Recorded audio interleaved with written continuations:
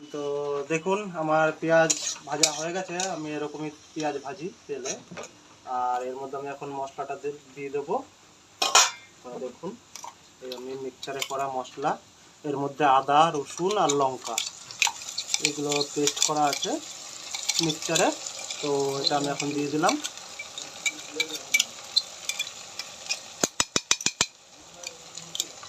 আর এটা এখন রেখে দেবো আমি এইভাবেই, পরে যখন জল দেবো তখন এটা ধুয়ে জলটা দিয়ে দেবো। এখন আমি দিচ্ছি হলুদ, এটা হলুদ গুঁড়ো আন্দাজ মতো, এটা আমার যেটুকু আন্দাজ আমি সেটুকু দিয়ে দিই। তারপরে আমি এখানে দেব লঙ্কার গুঁড়ো, অ্যাড করছি জিরের গুঁড়ো। আমি জিরের গুঁড়োটা অ্যাড করে দিলাম। এরপর দেবো, বেশি খাওয়া হয় আমরা খাই, তো আপনারা যদি কম খান তাহলে কম দেবেন। আমি কাঁচা লঙ্কা দিয়েছি অবশ্য, তারপরে লঙ্কার গুঁড়ো দিচ্ছি। এবার আমি একটু এর সঙ্গে তেলটা অ্যাড করে দেবো, দিয়ে এটাকে ভালো করে কষাবো।